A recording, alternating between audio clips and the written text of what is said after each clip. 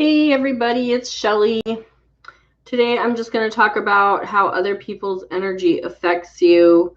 The reason that I came up with that subject is two reasons. I saw a post about that on the Law of Attraction Changed My Life group on Facebook, and also because it's almost Thanksgiving, and even though here in Washington and Oregon we're not supposed to gather more than 6 people, it's a lot of people are still going to do it, and all over the country people are gathering, and you're going to be around family and friends, and some of us that's stressful because politics and religion and all that good stuff that we're not supposed to talk about in mixed company gets brought up and things get heated. Hi Valerie.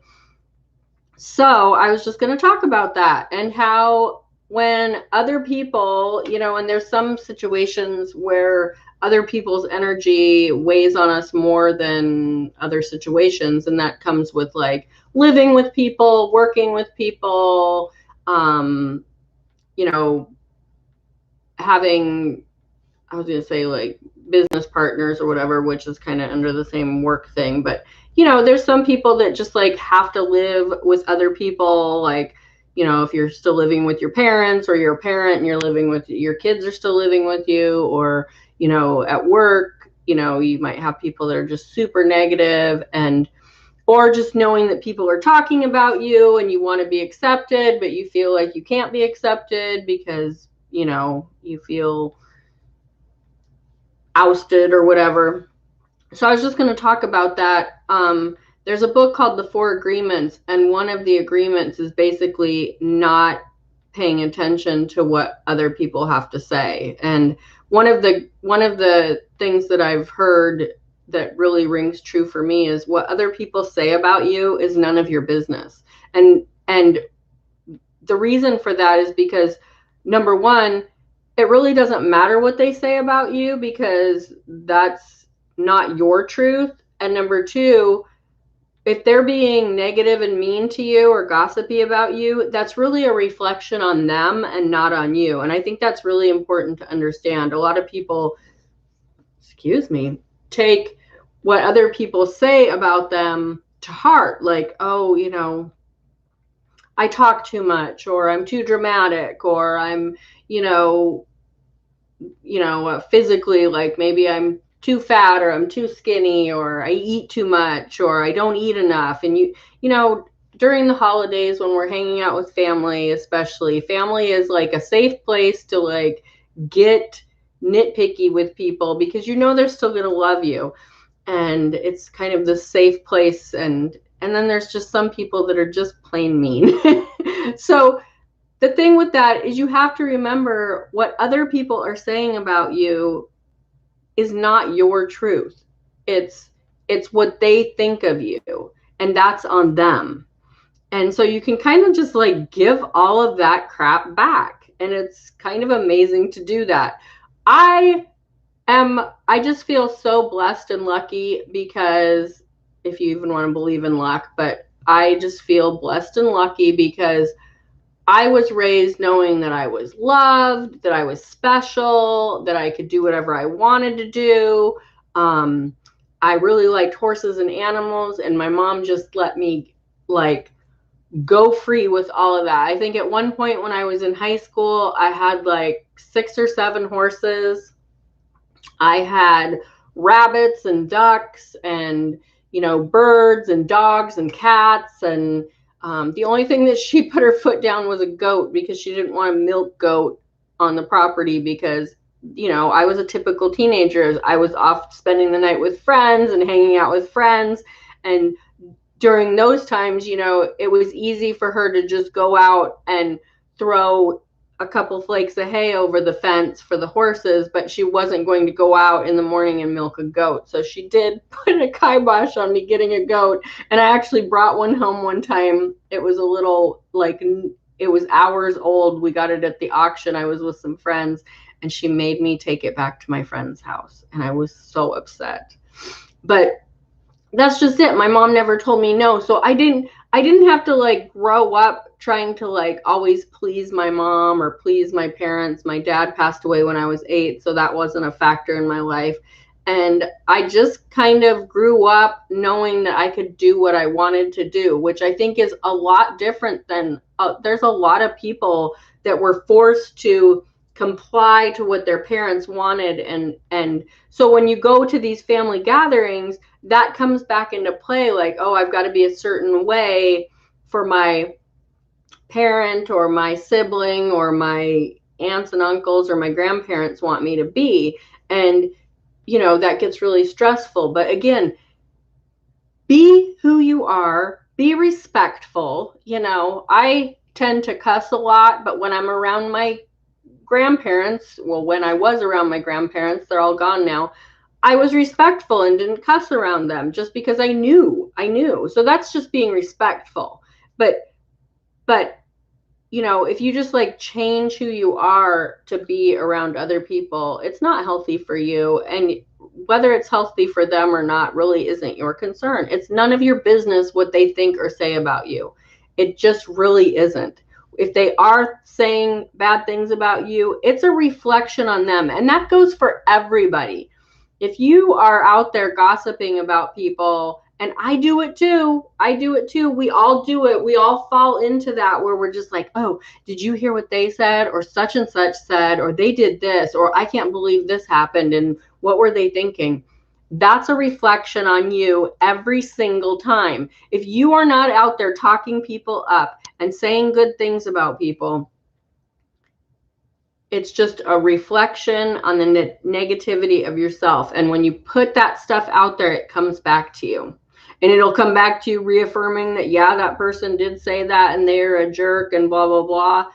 Or you could just be like, you know what? I really hope that they do good. I really hope that they make it this time, or they do better this time, or they are nicer this time. And that's the kind of stuff that you want to put out these few days before any Thanksgiving meals with everybody. When you start stressing about, oh, is she going to talk about how much food I have on my plate, or is he going to mention that I still haven't finished college, or like whatever the things are that you're stressing about, you start running those scenarios through your head, like you're going to walk in the door and they're immediately going to lay into you. And you can do it aggressively and be like, you know what, Uncle Joe, that's really a reflection on you because I'm really enjoying my life. You can do it like that, which is kind of, I wouldn't say, it's just confrontational. Or you can just smile and just go, you know what, I've really been doing good, or I'm really happy with my life. And, like when I'm around super negative people, I either try to stay away from them.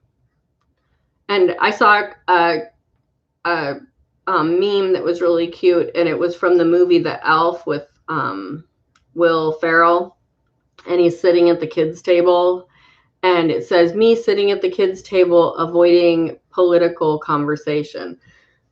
And it's true. You can just remove yourself from the conversation. You can change the subject, or you can say something super positive about that conversation. So if somebody, starts talking about, oh, Trump's such a jerk or Biden's such a jerk, you can just be like, oh, well, this is what Trump did, or this is what Biden did, and just change it around. Because when people are talking negatively about things that they don't like, they're actually bringing light to those things. They're bringing energy to those things. Whether it's good energy or bad energy, it's still energy to those things. So if somebody's like, oh, are you going to fill your plate again? Like I'm serious. And maybe you know this, but there are family members that are just mean, and, I'm not going to say who, but I know of some family members that every holiday when there was a gathering at their house, at least 2 or 3 people left the table crying. And, so if you get that, just put something positive out there. Oh, I've lost 5 pounds this week, and this is my cheat day, and I'm going to eat what I want. And, I really don't have to answer to you because I'm a grown ass woman. Okay. Or whatever it is, like, You have to be able to rise above. That is like the most significant, important thing to remember in these situations, to rise above, to be the better person, to say the better thing, to not attack back. As soon as you attack back or you get gossipy back, you're just putting yourself to their level. So rise above. Say something nice to them. Even if you can't be like, well, I lost 10 pounds in the last week. Who cares? Just say, oh, you're going to fill your plate again? Yeah, I am. I really like your new brooch, or like whatever. Like, kill them with kindness. Honey gets more flies than vinegar. Like, just remember those things and put that positivity out there. And when you leave that party or that gathering or that, whatever, you're going to be so much happier with yourself that you put some positivity into that whole situation, and you'll leave just feeling better, just knowing that you did the right thing. So rise above all of that. That is like when you get to certain points of habits and using the law of attraction to create a better life for yourself, you do rise above all of that. You do rise above the negativity and the drama. When you do get into those conversations where you're talking politics or, getting all mad about somebody in the family and stuff, you go away from those going, that just felt icky. Like, that didn't feel good. So next time I'm going to feel better. Or I've even gone so far as to like text that person later and go, you know what? I really didn't like what I said about so-and-so, and this is how I really feel. I think they're doing so much better. I think that they're going to do great. Or I'm just going to distance myself from them. I don't need to talk bad about them, and I really shouldn't have done that, or whatever. Like, just put it back out there in a better way. You don't have to go back and fix it. You can just put it in a new way. So, okay, I just feel like I'm rambling now. So I'm going to go. You guys all have a great Tuesday. It's Taco Tuesday. So if you're trying to figure out what to make for dinner tonight, make some tacos or something. I think I actually am going to make tacos. So have a great day. In 8 days, we leave for Disney World. I'm so excited. Our Thanksgiving meal got changed around, so we're not going to my brother's now, and we're going somewhere else. So anyways, have a great day. And if you're on YouTube listening to this, because I'm doing this YouTube and Facebook, on YouTube, I'm creating Happy Mondays, and if you go there, you can subscribe to my channel and see when I go live. And if you're on Facebook, thanks for watching, and bye.